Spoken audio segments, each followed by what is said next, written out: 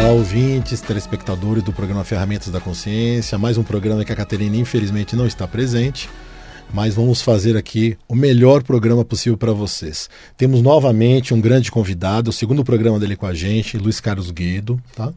É estudioso em ufologia, de longa data, pesquisador de várias áreas, tem o programa Fenômeno UFO há 22 anos. Luiz, seja bem-vindo. Eu agradeço. Eu só queria fazer uma pequena correção, José, se você me permitir. Pode fazer. É Luiz Ricardo Gedo. Desculpa, Gedo. Porque todo mundo fala G, Sim. Mas é G-E-D-D-O. Ah, tá. Entendeu? Tá. E não é. Sim. Desculpa. Vem da Iugoslávia, isso é da Sérvia ainda. Tá bom. Eu queria conversar contigo hoje sobre essa conexão, né? Esse casamento entre ufologia e espiritualidade. O que você pode falar pra gente aqui? Olha, eu vou tirar por mim, que é o que eu posso fazer. Não posso falar por outras pessoas. Eu realmente nunca fui espírita. Nunca, apesar da minha mãe ser médium, tá? Nunca fui muito ligado. Inclusive mesmo a religião.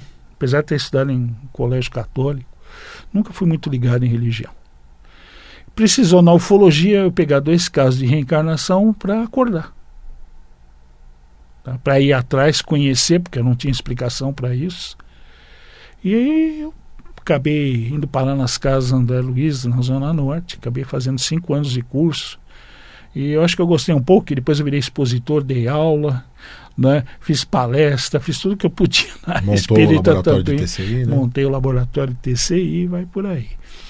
Mas vamos começar por aí, para depois a gente... O que me levou para a ufologia, um amigo meu, colega seu de profissão, Sim. Só que eu não menciono o nome dele, a pedido dele, ele é até da Zona Leste, ele veio conversar comigo, ele falou: Luiz, eu tô com um probleminha. Eu recebi de um amigo meu, primeiro um menino. O menino tinha, não lembro nem se chegava a 4 anos. E o menino, José, ele estava morrendo. Ele não se adaptava aos nossos alimentos. Tá? Ele comia, acho que uma outra fruta, tomava um leite especial e uma outra coisa só e só. O resto, o organismo dele não aceitava. E esse amigo desse médico amigo meu, ele falou: olha, você que faz hipnose transpessoal, você não quer pegar esse caso desse menino porque ele vai morrer. A família era evangélica. Tá.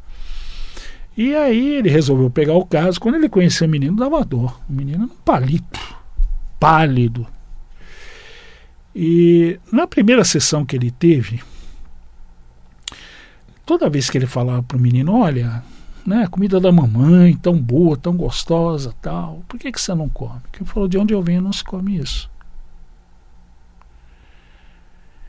E ele continuou nessa linha. Mas e a comida da vovó, tal, tão boa, tal, né?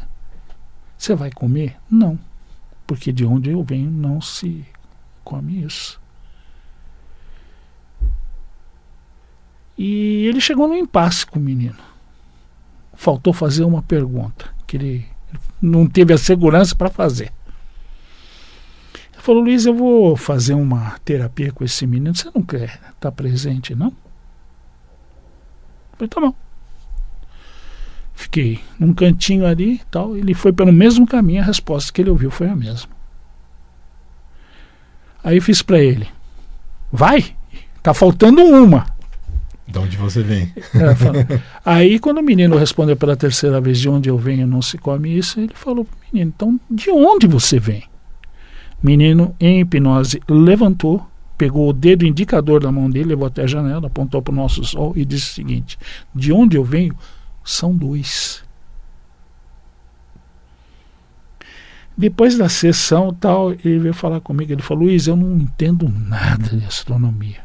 Existem sistemas com 2 sóis? Eu falei: com 2, com 3, com 4. Aí ele sentou.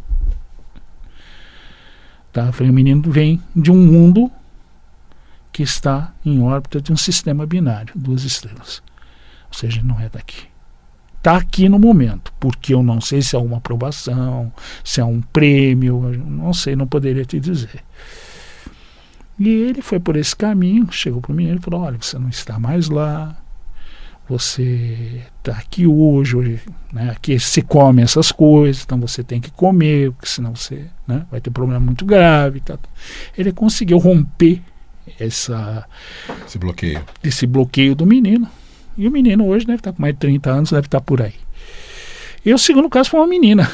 Mesma coisa. Ah, e outra, eles tinham muita dificuldade de se socializar com outras crianças aqui. É como se fosse uma síndrome de estrangeiro, né? É, exato. A menina, mesma coisa, só que aí, como ele já estava escolado, ele chegou para a menina, então a menina falou, não, é que de onde eu venho, né? Ela falou, eu acho o céu aqui tão pobre, tem três luas. Lá é mais bonito do que aqui. Eu lembro que eu estava lá no saguão da rádio, estava estudando, ele falou, isso, preciso falar com você de novo. Eu falei, fala. Ele falou, existem planetas com mais de uma lua? Eu falei, Júpiter tem 60. Ele falou, não é possível. Aí ele me contou a história. Eu falei, o caminho você já sabe. Mesma receita, hoje a menina tá por aí. Né? Agora, fui obrigado a estudar. Não deu jeito, eu não tinha subsídio, eu não tinha know-how para isso. Foi o que te levou a estudar espiritismo. Exatamente. Aí eu fiz o curso de 5 anos, tudo tal. Comecei a ler. Tá. Aí eu achei engraçado que tem muito espírita que fala que ufologia não é ligado ao espiritismo. Eu acho muito engraçado. Você pega o livro dos espíritos, questões de 55 a 58, depois vai de 172 a 188. 188. Você fala ainda da 182, né? Que a 182 fala dos seres encarnados aqui. Exato. Né? Mas você é o primeiro pesquisador dentro da ufologia que eu vejo fazer essa conexão. Porque mesmo os espíritas que eu convivi e os centros que eu frequentei, era um assunto extremamente polêmico. Inclusive um dos centros... Tabu. Um dos centros eu fui praticamente impossibilitado de perguntar. E nesse dia foi o último dia que eu compareci, porque algo dentro de mim disse que ali já tinha dado. Sim. Porque eu acho engraçado o seguinte, José, que está na codificação espírita isso. Não é invenção minha. Eu acho que, para alguns espíritos, acho que as páginas do livro dos espíritos devem colar. Então, quando ele vira a página, ele vira umas 20 páginas de uma vez, ele não vê. É a única explicação que eu tenho. É um paradigma, eles pararam nesse paradigma. Entendeu? Então, você vê, fala de reencarnação de espíritos de outros mundos, que nem essas crianças vieram nascer aqui, mas não são daqui. Você fala da migração dos espíritos pelos diversos mundos, tá? E uma coisa que eu acho muito, muito, muito interessante. Tem muito espírito que fala que ser de outro mundo é sutil, não tem mais corpo físico. E eu lembro, rapaz, primeiro ano de Boa Nova, quando eu falei num episódio de abdução, que foi o caso até do Vilas Boas, nada a ver com os sertanistas Vilas Boas, é outra pessoa. Na década de 50, quando ele foi atraído até um ponto, ele não estava conseguindo dormir à noite, ele resolveu pegar o trator e arar a propriedade ali, que ele morava junto com o irmão, com a esposa dele, resolveu porque é mais fresco e tal. Ele vê uma luz ali e tal, a luz se aproxima e começa a brincar com ele, leva ele para um lado, leva ele para o outro, tal, até a hora que ele levou num local onde o terreno estava recém-arado, e é ruim de andar lá. Aí o trator simplesmente para de funcionar. Aí a nave estende o trem de pouso e desce. Aí vem uns seres de 1,40 m, mais ou menos, com um traje fechado, né? Não dava para ver o rosto, tinha uma mangueira que saía por uma caixa nas costas, ou seja, uma mistura respiratória. Quando ele vê aquilo, Zé, né? Caiu fora. Né? A ideia dele era correr. Só que onde ele estava, terra arada, ele não conseguia correr. Ou seja, eles levaram ele para o ponto que eles queriam. Sim. Aí o que acontece? Ele sente que ele é pego pelos braços, tudo, ele tenta se desvencilhar, não consegue, aí, né, ele pegam ele pelas pernas, pelos braços, e ele é levado para a nave de livre, espancado à vontade. Sim. Aí ele vai lá dentro, ele passa por um exame físico, é retirado o sangue dele, depois ele é deixado nu, num cômodo, ele sente um cheiro desagradável, ele vê que eram de 3 tubos que tinham na parede da sala onde ele estava. Eu acredito que era uma amostra da atmosfera deles, tá? E aí um deles entra com uma esponja e passa um líquido no corpo todo dele. Sai, ele sozinho ali, não sabendo o que ia acontecer, se ele ia voltar, não ia voltar, entra uma mulher. Aí ele não sabe explicar como, ele ficou profundamente excitado com ela. E os dois têm uma relação sexual. Eu acredito que essa súbita libido dele estava ligada ao que foi passado no corpo dele. Porque ninguém nessa situação, José, vai ter, né? Acho que eu não preciso falar. Excitado, ativado, né? Aí o que acontece? Ele tem a relação, ejacula tudo e tal. No momento que ele ejacula, ela imediatamente põe a mão no peito dele e empurra ele para longe. Como se dissesse, acabou. Aí ela olha para ele, põe a mão no ventre e aponta para cima. Ou seja, a criança não iria ser gerada aqui. Sim. Depois ele é levado de volta, tal.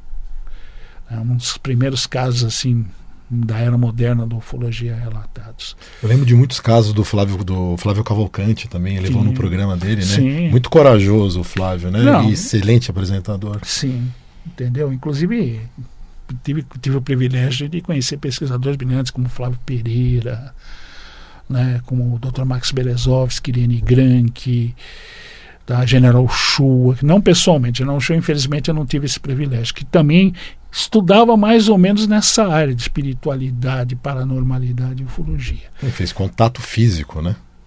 Ele tinha contato com seres numa fazenda em Alexandria. Foi ele que criou a apometria também, né? A apometria veio cunhada por ele também. Ele é uma pessoa, vamos dizer, que estava além do seu tempo. Né? E o caso Daniela, para a gente falar desse interposto, né? Ou dessa conexão entre ufologia só para terminar. Então, quando eu falei esse caso na Rádio Boa Nova, o pessoal me ligou horrorizado. Como um ser agarrou um ser humano e tal? Falei, não. Aí que está a questão, se eu não me engano, acho que é 182, que ele fala. Que os seres são físicos. Como todo mundo, a partir de um certo ponto de evolução, aí você começa a tornar seu corpo mais sutil. Na ufologia, tem seres que já não têm corpo físico. São seres de luz. Um rapaz, inclusive em Peruíbe, teve contato com um ser desse tipo. Ele estava namorando no Guaraú, estava abraçado com a menina deu um grito dentro do carro. Ele quase teve o pessoal teve um troço. O que ele pensou que era? O que ele iria ver? Alguém armado ia assaltar os dois ali. Ele não viu nada disso. Ele viu um ser de luz de mais ou menos 1,5 metros. Você não via o rosto, detalhes assim. Você via que era uma luz com cabeça, né? Humanoide, cabeça tão que membros. E é só. Deslizando a uns 20 centímetros do chão. Passando na frente do carro. Meu amigo, ele ligou o carro. Ele fez uma curva ali, ele bateu na guia, ele entortou o aro do lado do passageiro na roda dianteira. De tamanho desespero. Exato, de medo. Ele falou, Luiz, lá nunca mais. Infelizmente acabou o namoro. Tá? Depois da experiência. Então você vê que o que está ali no Livro dos Espíritos está na ufologia. O que está na ufologia está no Livro dos Espíritos. Interessante você falar das questões, eu vi vários vídeos teus, né? Você fala inclusive dependendo do local que você está, né? Se tem uma gravidade mais intensa, menos intensa, som, muda a conformação dos seres, né? Sim, você está num planeta menor, gravidade menos intensa, você é mais alto, vai se tornar um ser mais alto. Uma gravidade mais intensa, um ser mais baixo, atarracado. Muitas vezes falam seres que vêm aqui e tem andam com uma facilidade, né? Pegam objetos pesados e jogam longe. O que é isso? É um exemplo, um planeta em uma gravidade menor. Então, para ele aqui é tranquilo. Nossa, que gostoso aqui, tá né? Que nem os nossos astronautas na Lua, né? Que Sim. saltavam e tal. E existe o contrário, vocês se movem com dificuldade aqui. Tá? Você vê que a gravidade atua mais neles, ou seja, eles vêm de um corpo provavelmente menor. Sim. Onde a gravidade não é tão intensa. Impacta menos, né? E o caso Daniela? O caso da Nina é um caso muito interessante. O caso não é meu, é de um amigo pesquisador meu, lá de Curitiba, Carlos Alberto Machado. Uma senhora, ela dirigente de uma casa espírita, e ela trabalhava o ano inteiro, estava cansada, o centro precisava de uma reforma, uma pintura e tal. Ela resolveu parar uns dias e para que fosse feita a reforma da casa, a pintura lá da casa onde ela trabalhava, atuava, ela era dirigente da casa. E ela resolveu tirar uns dias de folga na praia de Daniela, na praia. E quando ela estava para viajar, porque iria ela, o filho e a namorada do filho, uma amiga dela veio dizendo que ela precisava de uma orientação espiritual, de um trabalho, não sei o que. Ela falou que agora não dá, a casa vai estar fechada. Só se, ela falou, vou viajar só se você for com a gente. E fizer lá embaixo. E ela conversou com o marido dela, ele aceitou e ela foi, junto com a dirigente da casa, o filho e a namorada do filho. Eles estavam na casa, tal, arrumaram a casa, aquela coisa de praxe, né, de casa de praia, tal. Ela falou, faz o seguinte, a gente janta, quando for umas 10 horas, a gente senta, faz o círculo, faz o atendimento, faz o trabalho ali. Só que aquela noite, por mais que ela tentasse, ninguém se manifestava. Ninguém. Tentou. Depois de muito insistir, o espírito guia dela se manifestou. E ele disse o seguinte para ela, hoje não haverá trabalho aqui. Ela, mas por quê? Porque vocês estão com visitantes aqui na casa. Ela falou, como visitantes? Outros espíritos? Não, esses estão vivos. Vocês não conseguem vê-los, mas eles estão aqui. Mas como assim? Ele falou, eles não são daqui. A concentração de vocês chamou a atenção deles. Eles perceberam a concentração, porque quando você emite pensamentos, né, alguém pode registrar isso, se for o caso deles. Ele falou, olha, a ideia deles é levar vocês. Numa boa. Faz o seguinte, olha, eu vou te dar um aviso. A hora que eu te der o aviso, vocês vão embora.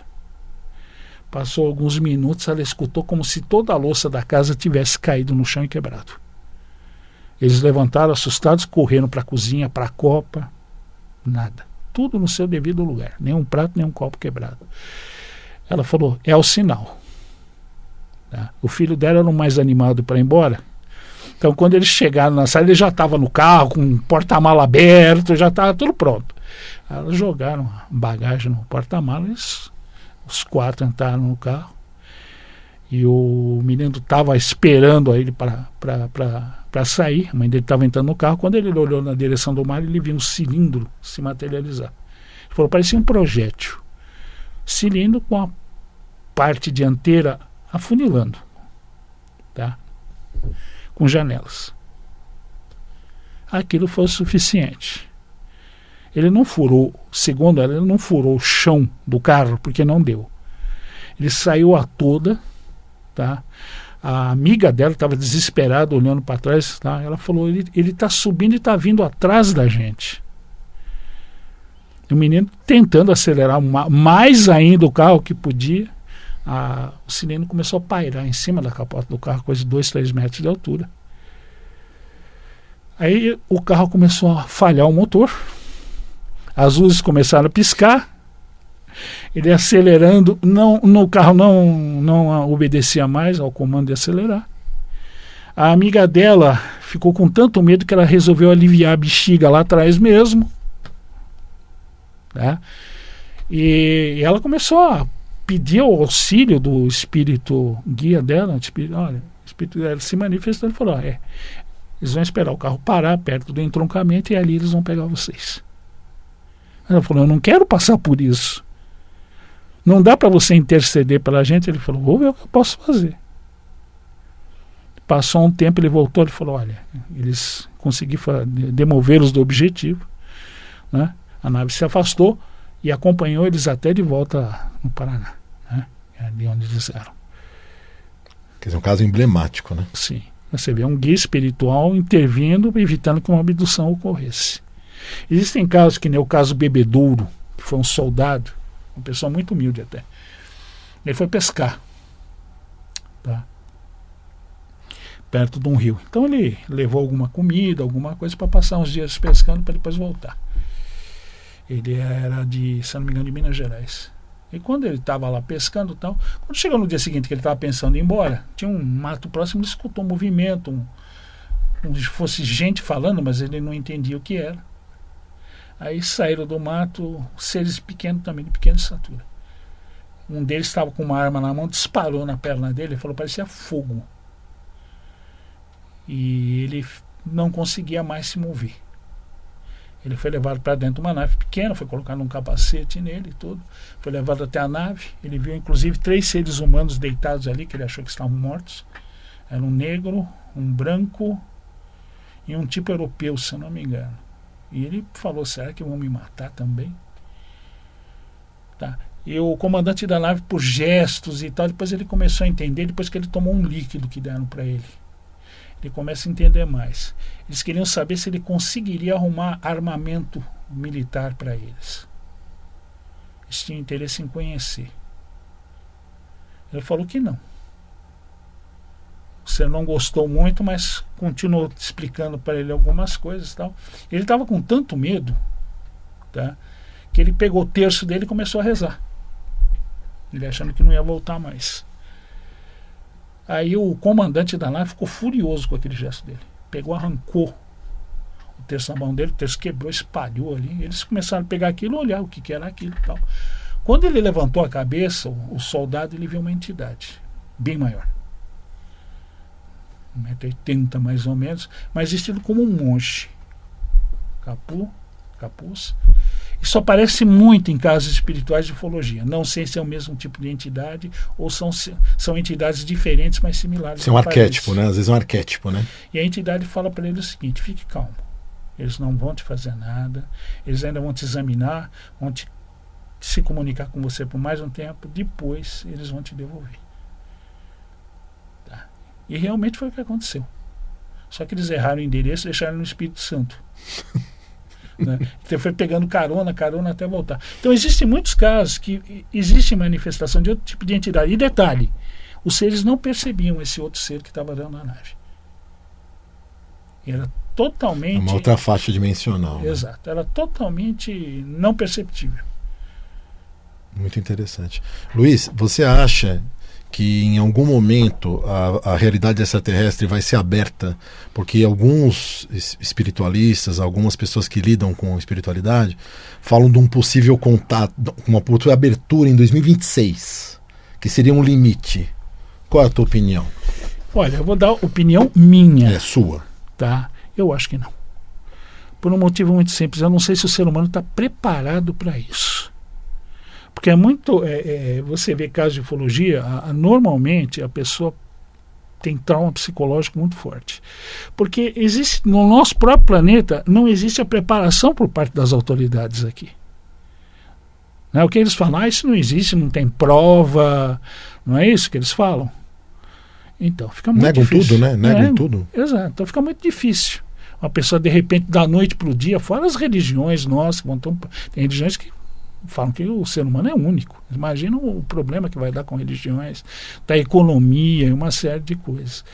Então eu não acredito. Eu acredito que eles estão fazendo a parte deles com algumas pessoas, mandam mensagens e tal. A quantidade é muito grande, já tem muita gente que já está aceitando, que antes não aceitava, até o próprio Vaticano. Entendeu? O Vaticano mudou a postura que eles tinham, de não aceitação, de não querer saber do assunto. Porque o ex-presidente dos Estados Unidos, ele deu um prazo para que houvesse abertura de informações, né? Sim, mas a gente sabe que os casos principais, eu chamo de o filé, eles não vão divulgar. Eles divulgam alguns casos, tal, mas, entendeu? E outra, aquilo que os pilotos da Marinha fizeram com aquele tic-tac, né? Aquilo abriu muito, então fica difícil você não colocar. Então eles estão colocando, diz que abriram uma comissão de estudo, tal, mas o principal ainda não foi divulgado. E se depender de muitos, aquilo vai voltar a ser trancado. Tá bom. O programa é curto, gente. O Luiz é uma enciclopédia, como eu já disse, né? Vamos convidá-lo para outros programas, para outros assuntos, ou até voltar nos próprios temas, né? Tá bom? Quero agradecer a tua presença. O programa Fenômeno UFO, toda terça-feira na MKK Web Rádio, às né? 20 horas, toda terça-feira. Convido vocês, porque eu assisto, eu sou fiel telespectador. Dê suas palavras finais, por favor. Eu queria agradecer novamente o convite, me senti honrado de estar aqui com você, José. Espero que a esposa logo esteja de volta aí, né? Vai ser muito gostoso estar fazendo com vocês dois aí uma próxima oportunidade. Será um grande prazer. Desejar novamente. tudo de bom aos seus amigos, ouvintes, telespectadores. Obrigado pela presença. Quando precisar. Obrigado. Tá bom?